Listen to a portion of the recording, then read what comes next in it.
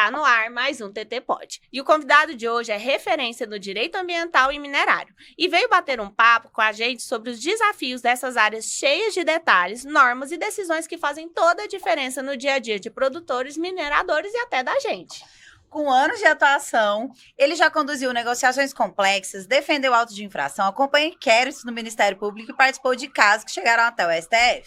Hoje ele vai ajudar a gente a entender como se proteger juridicamente, evitar prejuízo e tomar decisões mais seguras nesse setor tão técnico e tão estratégico. Seja muito bem-vindo, Rodrigo. Muito obrigado, Thaís, obrigado pelo convite, é uma honra, felizmente conseguimos aí alinhar essa agenda, estava esperando há muito tempo, né, a possibilidade desse encontro, espero que seja proveitoso aí para o seu público, né, espero poder contribuir com o programa de vocês. Com certeza. Com certeza. Rodrigo, vamos começar lá pelo começo. Como foi sua trajetória até chegar no direito ambiental? O que te levou a escolher essa área tão diferente, tão incomum, assim, quando a gente é um estudante lá no comecinho? Bem, vamos lá. Eu sou filho de advogados, né? Mas tive total liberdade em casa para escolher a profissão, né? Eu poderia escolher em ser criminalista, civilista, tributarista, né? Eu tinha muitas opções na minha vida, né? Então, desde que fosse advogado. Então, muitas opções de área, de profissão, isso, não. Então, essa foi a obrigação, né? Foi restrita. Mas, na verdade, não. Na verdade, os meus pais sempre deram liberdade, sim, para escolhermos a profissão que desejássemos, né? Eu e meus irmãos. Mas acabou sendo natural, né? A escolha pelo direito. E, a bem da verdade, na minha época de graduação, o direito ambiental sequer era matéria obrigatória. E até fiz direito ambiental como matéria optativa.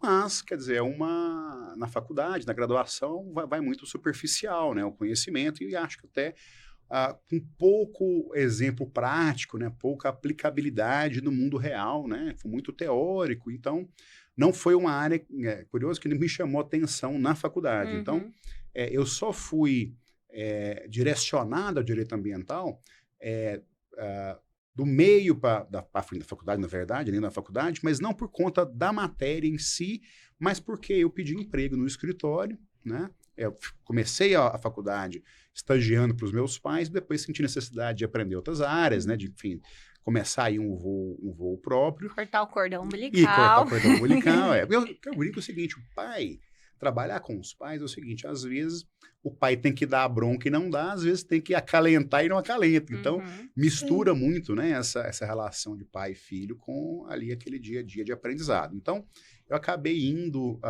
para um outro escritório, né, pedi emprego em outro escritório, que é de um grande mestre, que é a maior referência em direito ambiental do Estado, né, o primeiro advogado especialista, que é o Dr. Clarismino Júnior. Clarismino Júnior, inclusive, certamente será um bom convidado de vocês no futuro, que é o precursor da área de direito ambiental no Estado de Goiás.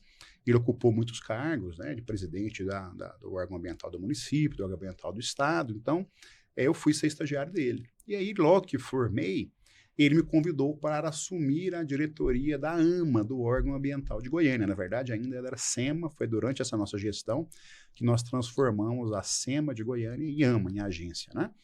Então, foi isso, né? Foi o final do meu período de estágio que eu fiz no escritório do Dr. Clarismino, que até é próximo aqui do estúdio de vocês, e o começo já da vida de advogado, já foi sendo diretor do jurídico da AMA, e aí eu tive, vamos dizer, uma escola muito grande. E nesse tempo, eu acabei fazendo as minhas 2 primeiras pós-graduações na PUC de Goiás e na UNB, em direito ambiental. Então, foi isso. E aí, o direito, aproveitando, o direito minerário foi por acaso, porque o direito minerário já é uma área que você não tem pós-graduação. Fácil, hoje até existem algumas, raras, mas existem. Só que eu comecei por demanda de um cliente minerador com problema ambiental, né? A gente acabou tendo ali uma sintonia profissional, ele me solicitou demandas de direito minerário, eu disse, olha, não é minha especialidade, procuro o advogado Rodrigo, mas é muito raro encontrar advogados especialistas em direito minerário.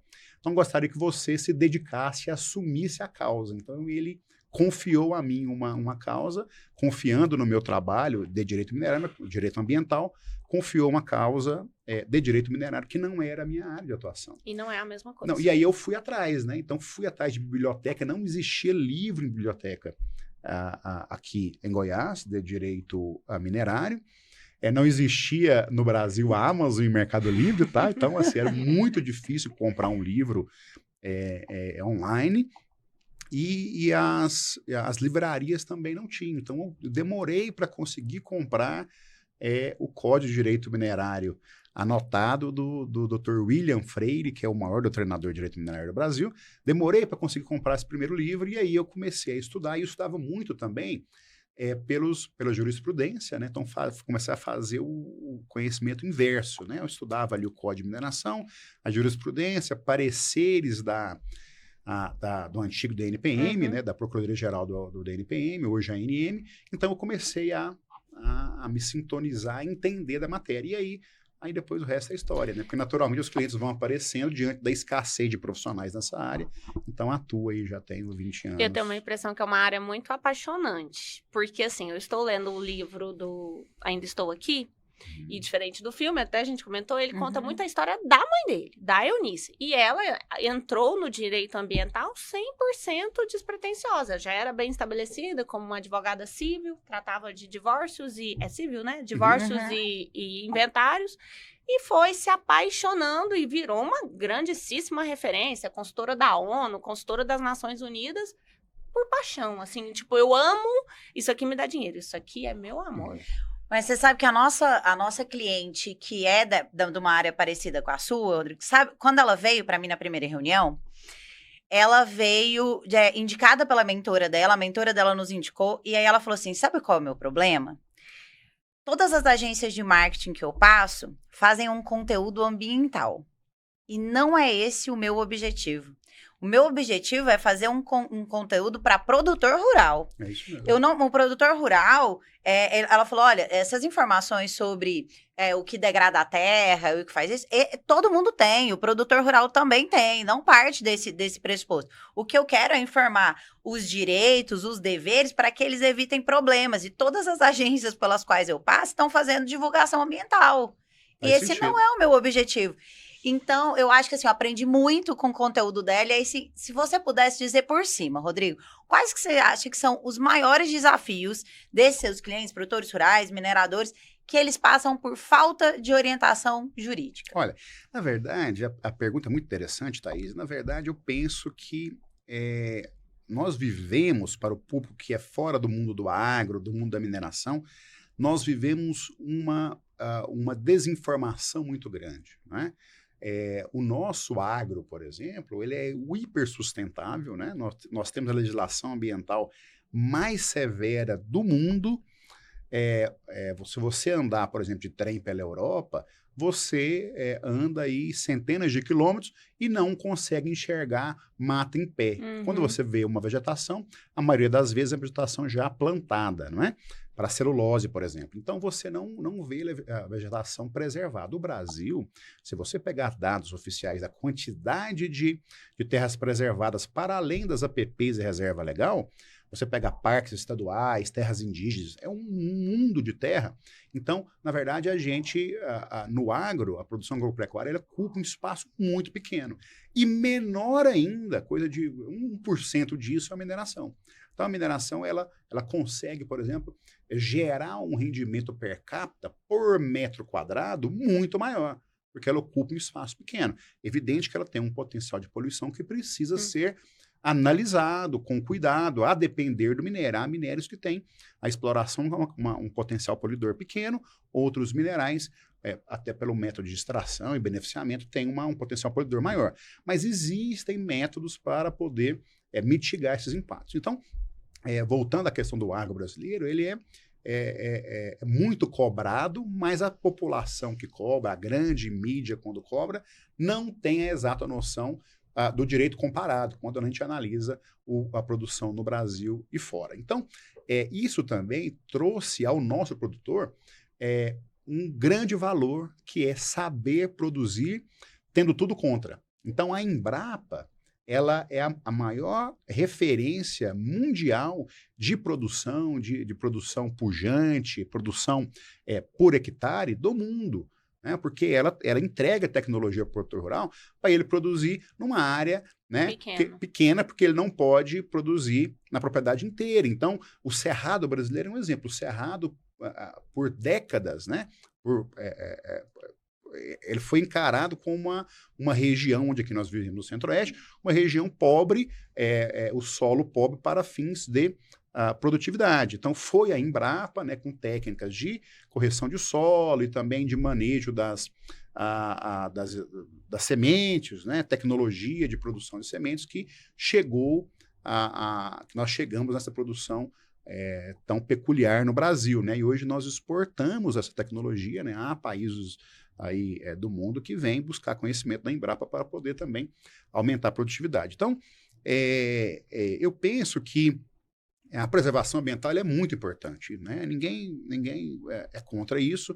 Acabou-se o tempo do produtor achar que ele pode desmatar e não vai acontecer nada, e ele pode desmatar e não terá consequências, não só jurídicas, mas também na própria propriedade, porque se ele desmata até a margem do rio, se ele desmata, se ele acaba com as nascentes, ele vai ter problema de assoreamento, problema de falta de água na propriedade dele, naquele microclima, naquela propriedade, e isso, a médio prazo, vai afetar a produtividade dele. Então, é um mito dizer que no Brasil o produtor rural não respeita a lei ambiental. O produtor respeita muito a legislação ambiental, só que a cada dia que passa, o grau de insegurança aumenta. Por exemplo, a questão de satélites. Hoje, o fiscal do órgão ambiental, ele não vai mais em campo para autuar. Então, o satélite pega tudo. Inclusive, o que é injusto. Inclusive, 2 ou 3 árvores que a própria legislação permite que seja retirada sem nenhuma licença, e o satélite pega e entende aquilo é desmatamento ilegal. Estou com um cliente hoje, me ligou, doutor, comecei a fazer uma limpeza de pastagem, né? Tá, um arbusto tá pequenininho, eu acho que nem precisa de pegar licença, mas analisa para mim, então já vamos analisar a situação dele, se ele precisa de uma licença para limpeza dessa rebrota, né? Limpeza de pastagem, né? Porque queira ou não queira, começa a subir ali uma rebrota, então ele pode tirar aquilo, é dispensado de licença, mas ele precisa pegar esse documento, né? Da inexigibilidade de licença. Então, se ele demora um pouquinho mais e ele faz essa limpeza, o satélite ele é enganado na imagem e entende que aquilo era uma vegetação primária, né? Que ele não poderia desmatar. Então, essas questões todas no dia a dia são importantes, né? Para você orientar o produtor rural, né? Para que ele saiba o que ele pode e não pode fazer na prática. Sabe uma outra coisa que eu vejo muito, Rodrigo, é assim, ó, é a fazenda ou qualquer, na mineradora, no caso, não seria uma fazenda, né? Que vem lá de avô e de pai.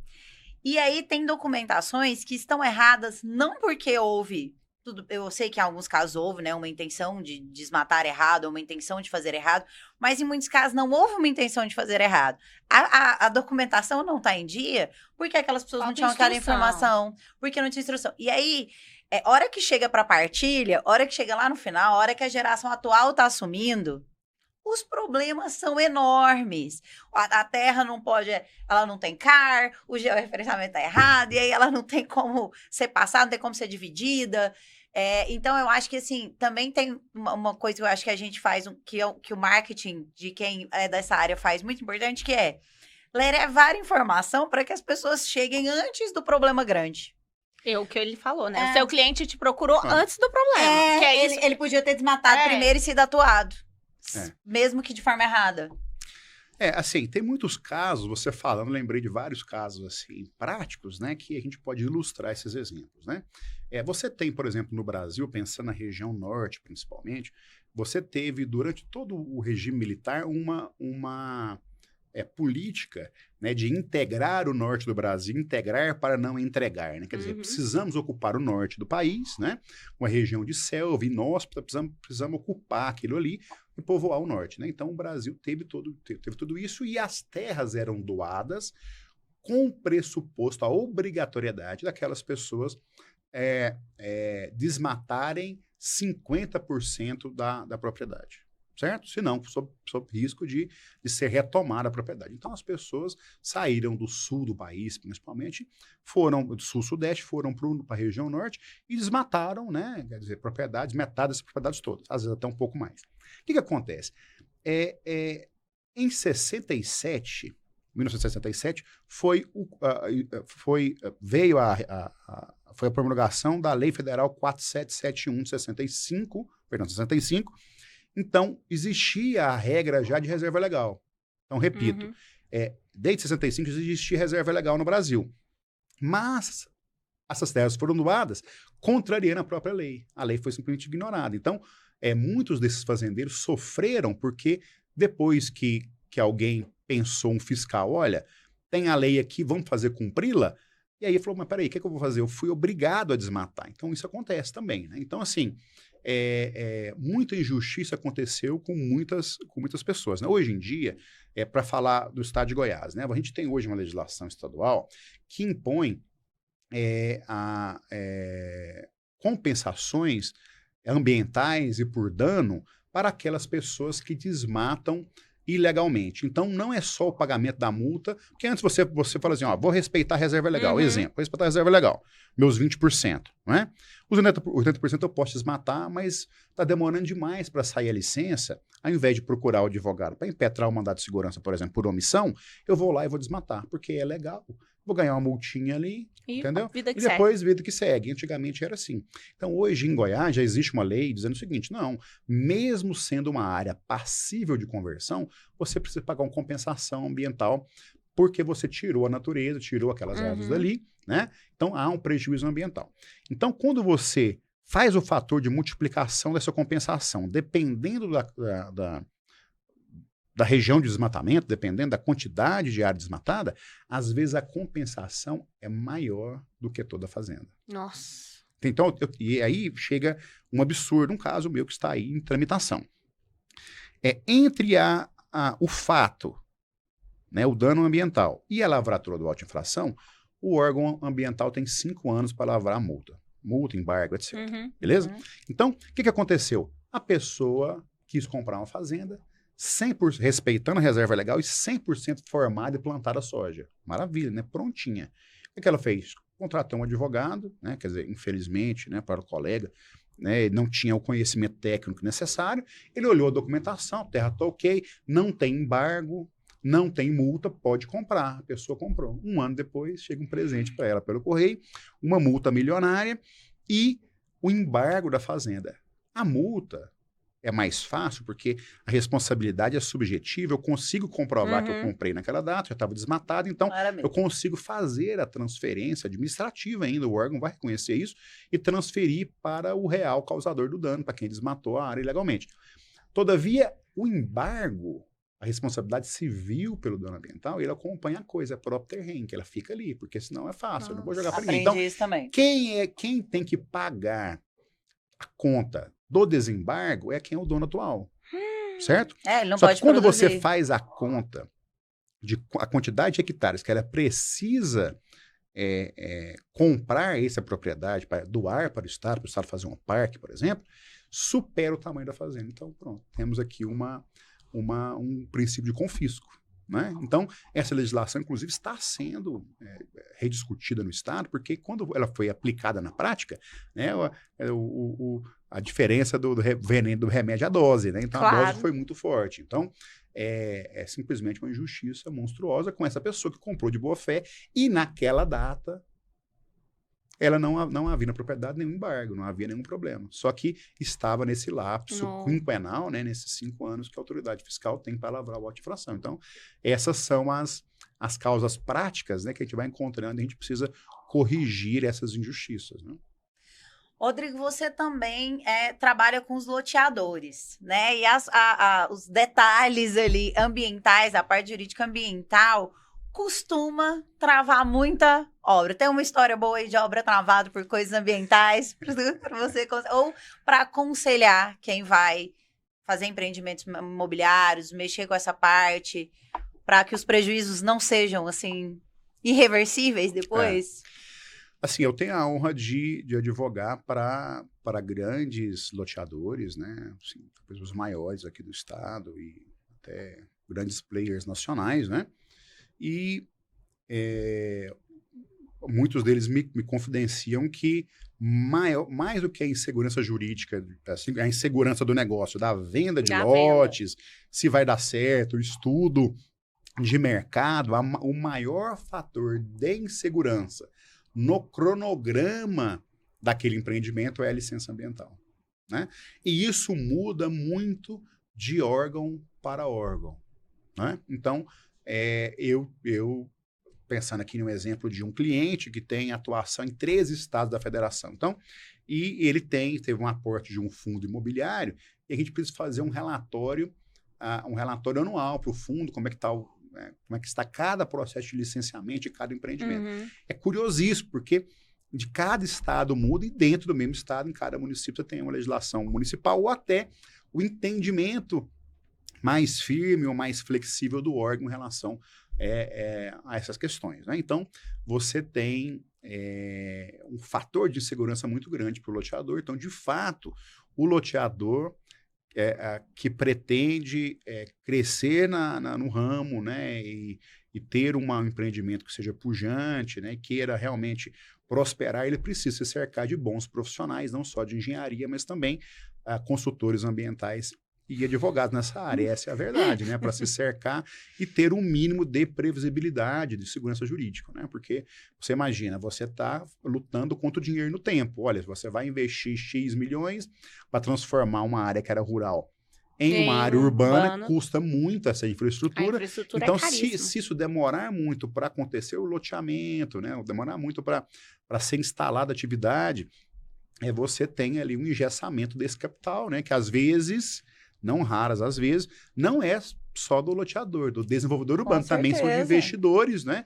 Então, que aportam ali o seu capital. Então, essa segurança, ela é muito importante para o loteador. A gente tem clientes que são especializados em vender lotes urbanos. E Legal. aí tem um loteamento deles que ficou nesse embargo ambiental mais de 10 anos. Acompanho diretamente porque a empresa é de familiares meus. Então, ficou mais de 10 anos nesse embargo ambiental. Esse embargo liberou, e até então não tinha nada. Então, quando lançasse, se tivesse lançado há 10 anos, era uma região que estava crescendo, era uma região, ia ser um tipo de loteamento.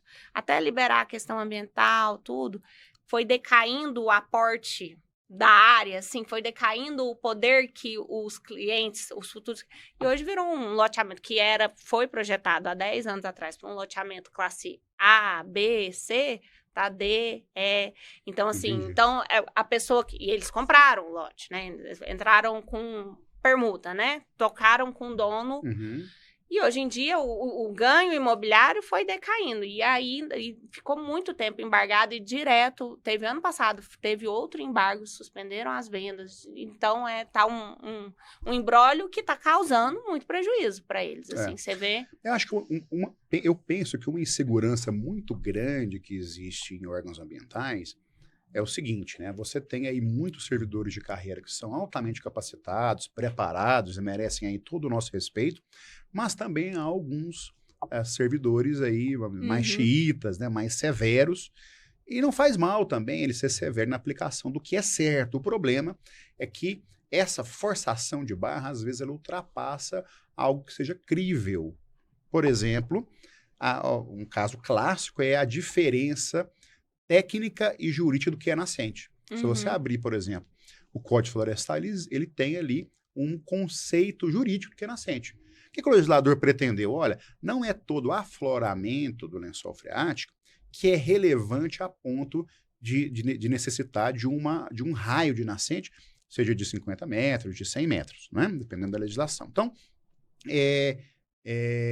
por que eu vou mentir que aquilo ali é ou não é uma nascente? Então, isso não existe, né? É simples, né? Você segue o conceito jurídico, tá tudo certo. Então, se aquele afloramento, ele, como diz o hidrogeólogo, se ele só dá uma pequena marejada, assim, 2 ou 3 dias por ano, ele começa a vir uma aguinha e depois termina, ele tem, às vezes, um lençol freático raso, mas não é relevante a ponto de se exigir um raio de nascente. E isso faz toda a diferença. Eu tive clientes, por exemplo, que esse raio é tão... Aí já nem era loteamento, era um condomínio de prédios, né? Mas era tão centralizado esse afloramento que ele perderia 94% da área, ou seja, a área não dá para construir nada. Mas isso representou isso, né? Foi levado... houve uma reanálise disso, não sem antes muita luta, né? Muitos anos de briga, para poder comprovar que aquilo ali não era um nascente, né? Então, e aí você desenvolver aquela área e poder ter isso como uma área vendável, né?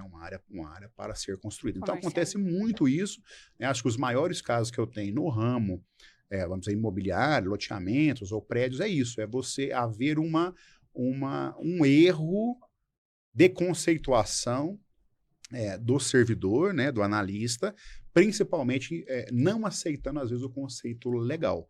Então, eu já tive embates e aí falou, olha, mas está aqui, o conceito é esse. Você usa lá o artigo que fala da obrigação do raio de nascente, tem que usar também o artigo que fala qual que é o conceito de que é nascente. Não, mas o conceito, em resposta para mim, né, Rodrigo, mas o conceito jurídico de nascente não me interessa, o conceito técnico interessa, meu amigo. Então, porque então eu não posso fazer nada, porque foi o legislador que pensou o seguinte, eu tenho que definir o que eu vou preservar. Por evidente, o que não está nesse conceito não deve ser preservado, né? Você tem soluções de engenharia para direcionar, por exemplo, o lençol freático raso, mas você não precisa fazer um raio ali de 50 ou 100 metros, no caso da legislação de Goiânia, o plano diretor de Goiânia, 100 metros de raio, isso muda completamente ali o VGV, né? A questão do sucesso econômico do loteamento. E também já ouvi de servidores, né, também com esse tipo de pensamento, né, que eu entendo que é maléfico, dizendo que por que você vai empreender aqui nessa cidade grande e vá para outra cidade menor? Entendeu? Por que eles tratam, às vezes, como se fosse um monstro, né? Por que vocês, loteadores, querem continuar fazendo loteamentos aqui? É porque precisa, gente. Então, vai fazer o quê? Você tem demanda habitacional. Se você... É lei de oferta e demanda. Se você para de lançar, tende a subir o preço daquele produto. Então, para a pessoa, imagina, a pessoa humilde que precisa comprar o lote, ou a pessoa que tem condição financeira também, precisa comprar o lote para morar, aquilo vai custar mais caro. Nas suas redes sociais, você fala muito sobre não fazer um acordo a qualquer custo. Por que isso é perigoso? E quais são os prejuízos que um acordo mal feito pode gerar a longo prazo? Essa galera que entra em pânico porque recebeu uma atuação ambiental. Ó, esse assunto é um assunto assim, muito relevante para a gente tratar aqui, viu? Porque o cliente, eu tive muitos casos, para ser muito sincero com vocês, eu tenho citação oral hoje, às 1h30, mas às 2h30 tem uma audiência aqui na cidade do interior, com o Ministério Público, que o outro colega do escritório vai acompanhar, e é exatamente sobre isso. Hoje eu tenho uma pauta sobre isso. Por quê?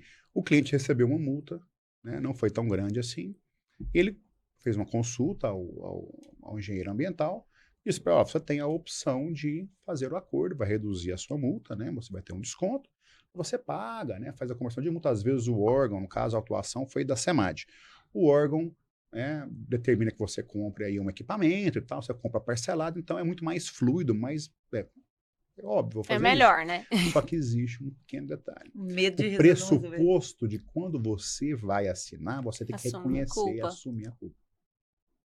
Entendeu? Então, nesse caso específico, o cliente, ele tinha uma atividade de mineração, ele pediu, a licença dele estava perto de vencer, ele pediu a prorrogação dentro do prazo de prorrogação automática de 120 dias, na CONAMA 237, então o órgão poderia demorar 10 anos para poder analisar que a licença dele estaria automaticamente prorrogada. Só que, nesse interregno, houve uma alteração no estado de Goiás com a migração para o sistema IP, que é um sistema digital e tal. Então, ele foi intimado para poder atualizar os estudos, etc. Só que ele já tinha desistido da atividade. Entendeu? Entre o pedido e até o despacho do órgão ali, depois de um ano, ele quer saber, eu vou parar. Não está compensando, né? A areia está com preço barato, aqui a administração é mais custosa, vou parar. E aí, ele não atendeu, não manifestou no órgão, não falou que ia desistir, que ia paralisar. Passou o prazo, o órgão arquivou o processo e entendeu, pressupôs, de forma equivocada, que ele estaria funcionando sem licença. Ilegal. Né? Mas beleza, mas o que acontece? Ele, depois de mais uns 2 ou 3 anos, mudou de ideia. Eu vou tentar. Vou abrir um novo processo. E nesse novo processo ficou caracterizado aos olhos do órgão ambiental que ele funcionou em um determinado período, uns 3 anos ilegal. Então, ele lavrou uma autifração sem pisar na área. Ele não foi lá para saber, não foi lá para ver se tinha a máquina ligada, não. Ele está completamente parado e a área, por conta desse período todo sem trabalho, já regenerou naturalmente. Entendeu? Já está todo recuperado, a APP, porque rebrotou, cresceu e tal. Então, ele chegou para mim, nossa, mas eu achei que quando estivesse pagando a multa estava resolvido. Pois é, mas vamos ler aqui, o seu acordo está lá, reconheço a multa, né? Reconheço o fato que foi o exercício da atividade sem licença. E a gente tem que lembrar que a aula 1 de direito ambiental. Cada dano ambiental tem 3 repercussões obrigatórias. Né? Você tem administrativo, que é isso que nós estamos falando de multa, embargo, mas também a reparação cível do dano e a consequência criminal do dano ambiental. Então, o que nós temos hoje, às 14h30, com o cliente, é uma reunião no Ministério Público. Segundo o cliente, né, quando me falou, não, vai só para bater um papo, eu falei, não vai pensando isso, que ele vai te cobrar uma fatura, né, uma fatura, não só pecuniária, mas também de atos para serem feitos, tipo um PRAD, recuperar área degradada, que isso é obrigação dele mesmo, se ele for paralisar, né? Mas ele vai cobrar consequências de você, né, hipoteticamente ter funcionado sem licença. Nossa, doutor, mas eu assumi isso, assumiu, mas agora a gente vai tentar reverter, dizendo que você, né, não tinha esse conhecimento, mas aí você tem todo um problema para gerir, né? Então, é importante sempre perceber que você só deve fazer, em conclusão, né, só deve fazer os acordos de redução de multa quando, de fato, você tiver certeza que o dano foi cometido, né? Porque se você tem margem de defesa, é melhor contratar um advogado. Existe, falando de loteamento, um loteador muito grande, os mais famosos aqui da capital, que me chegou com um problema assim, Rodrigo, olha, nem sei se compensa eu pagar seus honorários, porque a multa é de 40 mil, eu vou te cobrar, vou ter desconto, me convence a te contratar. Eu falei, vou te convencer, o problema não é financeiro só, o problema é que você vai, quando você faz esse acordo, você está proibido, por exemplo, de fazer outro acordo, você está assumindo a consequência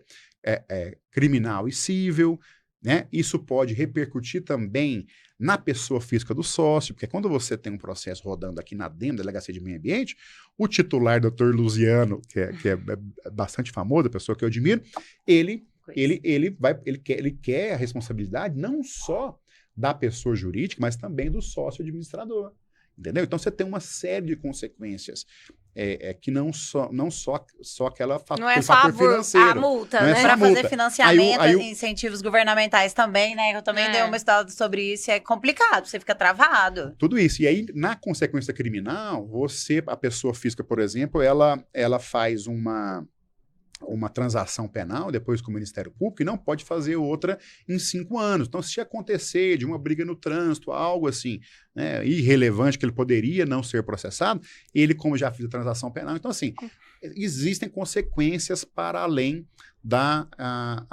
do valor pecuniário. Então, e aí eu convenci o cliente e eu fui exitoso, porque aí eu fiz o seguinte, falei assim, como é um cliente já antigo, falei assim, olha, vou fazer o seguinte, não vou te cobrar honorários iniciais, mas eu quero cobrar 30% no êxito. Aí ele olhou para mim, vale a pena, né? Fazendo a conta, então pronto. Então eu comprei a briga, né, nesse caso específico, porque eu tinha certeza do êxito, porque ele não tinha cometido a infração, ele só quis se livrar do problema. Então, acontece não só no órgão ambiental, tá? Mas também no Ministério Público, de pessoas que assinam TAC, né? Ou termo de relacionamento de conduta, simplesmente para se livrar do promotor. Fica ali chateado, aquela situação do promotor, às vezes um pouco de ameaça, o promotor botando pressão, é a pessoa, mas eu sou pessoa séria, doutor, tá aqui.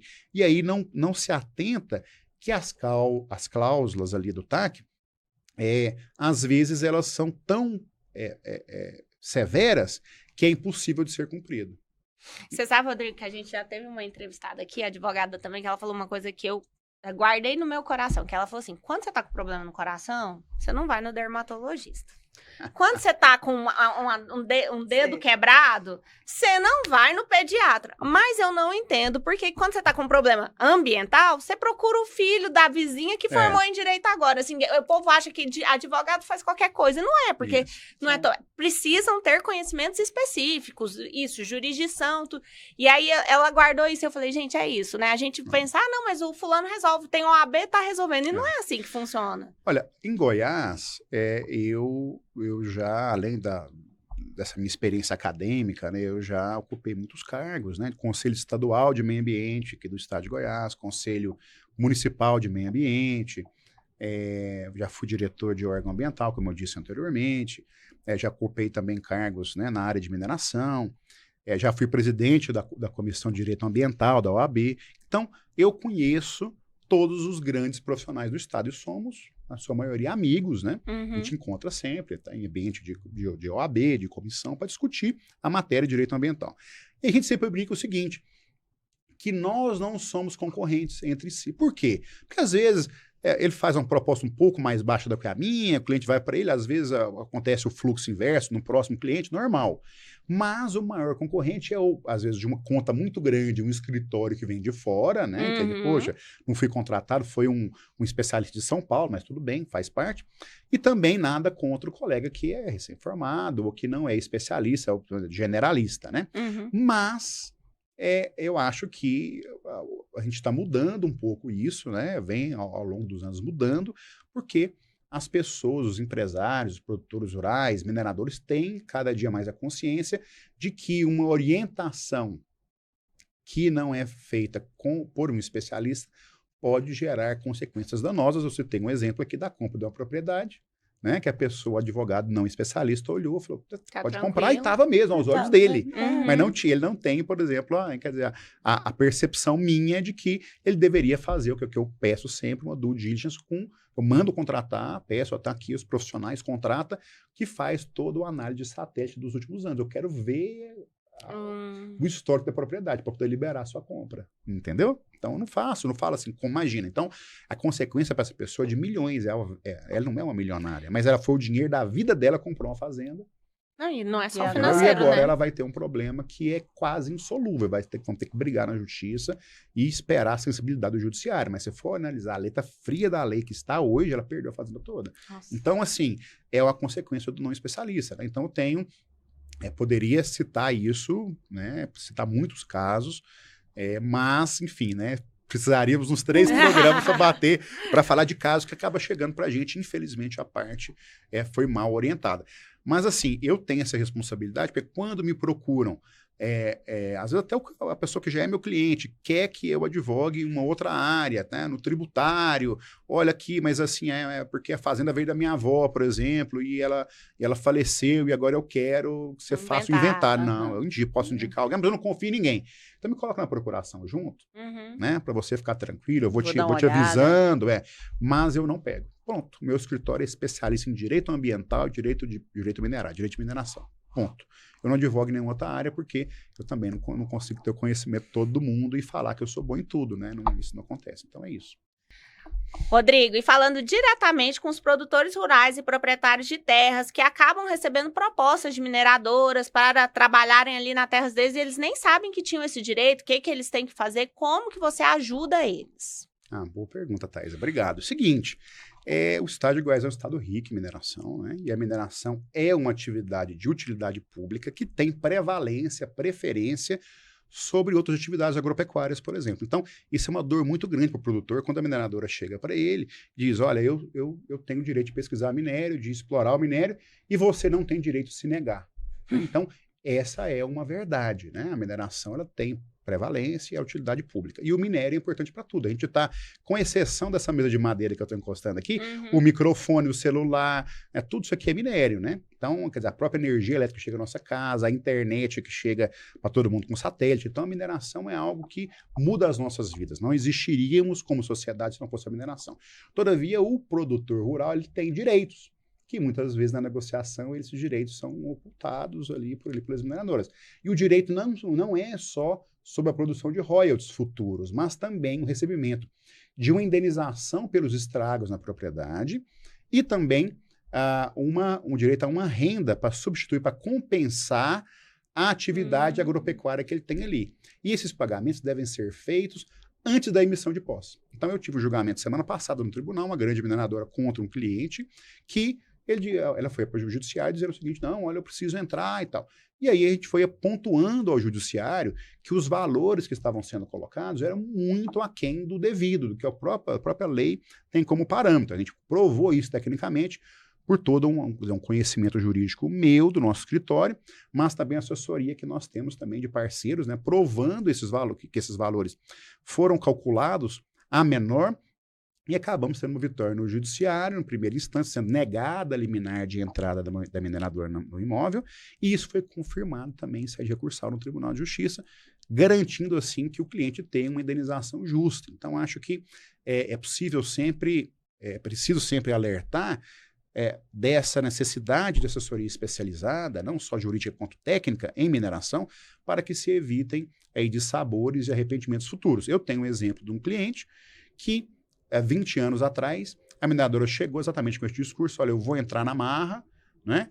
E ele procurou um advogado, que é até um excelente profissional, mas não é especialista, e ele orientou, olha, a mineradora ganhou a liminar, depositou um valor X, vai ter que vender a fazenda, porque senão você vai perder a fazenda, tá? Então tem todo esse medo do produtor de perder o imóvel, né? Mas aí ele vendeu metade do imóvel. Depois de 20 anos, quando ele me contratou agora para negociar a outra metade do imóvel, ele falou, Rodrigo, olhando em perspectiva, o valor que nós vendemos o imóvel, ele é 20 vezes menor do que o valor que eu teria recebido se eu tivesse uma assessoria para receber os valores que você está me dizendo agora. E a gente fez o cálculo, é isso mesmo. Então, assim, a consultoria de um especialista na negociação é importantíssimo para que o produtor rural tenha uma negociação justa. Então, fica aqui o meu alerta aos produtores rurais do estado de Goiás, também de outros estados. Nós advogamos também no estado do Pará, estado do Mato Grosso, estado de Minas Gerais, advogando para produtores rurais, fazendeiros, em negociação com as mineradoras. Rodrigo, muito obrigada por ter vindo aqui participar com a gente. Foi uma conversa muito gostosa, muito esclarecedora, desmistificante. Sim. Foi um prazer te receber. E fica aqui a casa aberta para você voltar quantas vezes você quiser. Com boas histórias e muita informação. É isso aí. Muitíssimo obrigado. Fica à disposição. Um abraço. Obrigada. Tchau.